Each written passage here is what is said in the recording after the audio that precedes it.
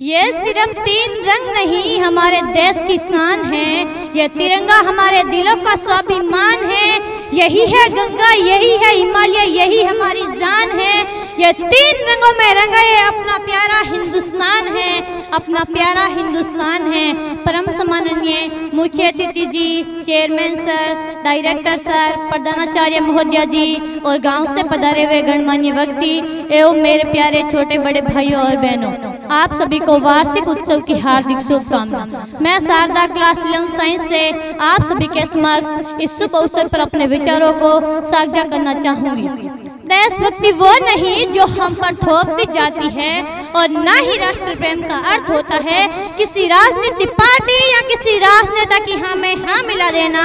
देशभक्ति वो है जिसमें एक व्यक्ति अपने काम पूरी निष्ठा, पूरी लगन और ईमानदारी के साथ करता है, असहाय की सहायता करता है और एक अच्छा इंसान बन करके देशभक्ति में पूरी निष्ठा और लगन के साथ अपना योगदान देता है। लेकिन हमारा समाज उसे तब तक देशभक्त नहीं मानेगा जब तक वह राष्ट्रगान के सम्मान में खड़ा नहीं हो जाता, और राष्ट्रगान के सम्मान में खड़ा नहीं हो जाता, भारत माता व वंदे मातरम के बढ़ चढ़ करके नारे नहीं लगा देता। वही दूसरी तरफ जो व्यक्ति समाज का पूरा सोचता है, दूसरों की भावनाओं को ठेस पहुंचाता है, अगर वह व्यक्ति अपनी छवि को सुधारने के लिए 4 लोगों के सामने राष्ट्रगान के सम्मान में खड़ा हो जाए और भारत माता के बढ़ चढ़ करके नारे लगाए, जो व्यक्ति हमारे समाज व देश के लिए सबसे बड़ा देशभक्त बन जाता है, सबसे बड़ा देशभक्त बन जाता है। मान्यवर, जब हम अंग्रेजों का गुलाम थे, जब अंग्रेजों का शासन था, तब वीर जवानों और वीर क्रांतिकारियों के एक एक भारत माता व वंदे मातरम के नारों पर टोलों के टोले उमड़ाते थे, टोलों के टोले उमड़ाते थे और वे अपने देश के खातिर मन मिट जाने के लिए तैयार रहते थे। लोग मर जाते थे, मिट जाते थे, लोग मर जाते थे, मिट जाते थे, अपनी देशभक्ति साबित कर जाते थे, अपनी देशभक्ति साबित कर जाते थे। परंतु साहब, आज हम एक ऐसे आजाद भारत देश में निवास करते हैं जहां आवश्यकता नहीं है अपने देश के खातिर मन मिट जाने की, अपितु कोई व्यक्ति अगर अपने स्वयं के कार्य के प्रति पूर्ण रूप से समर्पित हो तो वही हमारे लिए सबसे सच्ची व अच्छी देशभक्ति होगी, वही हमारे लिए सबसे सच्ची व अच्छी देशभक्ति होगी। मान्यवर, बात अगर हम अपने देश की रक्षा के लिए अपने प्राणों तक को न्यौछावर कर देने वाले वीरों की करें तो उनमें 23 वर्षीय बहादुर कैप्टन मनोज पांडे का नाम भी आता है, जो अपने देश के खातिर अपनी अंतिम सांस तक लड़े थे। जब दुश्मन हमारी मातृभूमि के ललाट पर आकर बैठ गए तो उन्होंने उनका बहादुरी के साथ सामना किया। जब चोटी पर मौजूद 5 बंकरों में से 2 बंकरों को खत्म करने के बाद जब उनके शरीर पर 4 गोलियां लग गई तो उनकी अंतिम गोली से पहले उनके द्वारा कहे गए 2 शब्द आज भी अमर है, ना छोड़ो, ना छोड़ो, जिसका अर्थ है कि दुश्मनों को जिंदा कभी मत छोड़ना, दुश्मनों को जिंदा कभी मत छोड़ना। और उसी रात गोरखा राइफल के जवानों आयो गोरखाली उद्घोष के साथ पाकिस्तानियों को चुन चुन कर मार डाला, अपने भारत देश का तिरंगा लहराया, अपने भारत देश का तिरंगा लहराया। क्या फर्क पड़ता है, जवान सड़क पर रोज मरते हैं, अरे वो मरते हैं तभी तो हम यहाँ मौज करते हैं, तुम मौत के नाम से कांप उठते हो, वो सीना तान के उसका इंतजार करते हैं, वो सीना तान के उसका इंतजार करते हैं। साहब, माना जाता है कि हम दुनिया के सबसे बड़े लोकतंत्र हैं, लेकिन मुझे लगता है हमारा दिमाग और सामाजिक मान्यता पूर्ण रूप से लोकतांत्रिक रही है, क्योंकि यदि लोकतांत्रिक मान्यता नहीं होती तो हमारे समाज में हमारी सोच में यह पैदा कभी नहीं होता कि ब्राह्मण व दलित की बीच में भेद है, ब्राह्मण व दलित के बीच में भेद है। इस देश में हिंदू पैदा होते हैं, मुस्लिम, सिख और ईसाई पैदा होते हैं, लेकिन बदकिस्मती से अब कोई इंसान पैदा नहीं होता, अब कोई इंसान पैदा नहीं होता। और मान्यवर, मेरा मानना है कि इस देश में ना हिंदू की जरूरत है, ना मुसलमान की जरूरत है, राष्ट्र निर्माण के लिए केवल एक अच्छे इंसान की जरूरत है, राष्ट्र निर्माण के लिए केवल एक अच्छे इंसान की जरूरत है।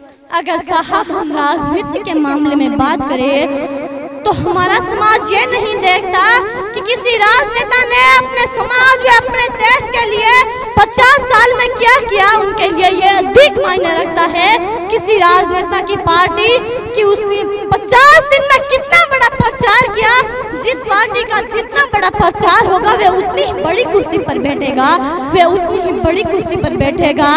और मेरा मानना है और मेरा समझना भी है कि स्वामी विवेकानंद जी कहते थे, उनका मानना था कि जिस कार्य की अपेक्षा हम औरों से करते हैं, आवश्यकता है उस कार्य को स्वयं करते हुए औरों को जागृत करें, औरों को जागृत करें। अगर महोदया जी हम बात करें स्त्रियों के मामले में, जिस देश ने हमेशा से स्त्रियों को देवी की तरह पूजने की बात की, वही देश आज महिला सुरक्षा के मामले में सबसे बदतर देशों की गिनती में चौथे स्थान पर आता है। सबसे बदतर देशों की गिनती में चौथे स्थान पर आता है।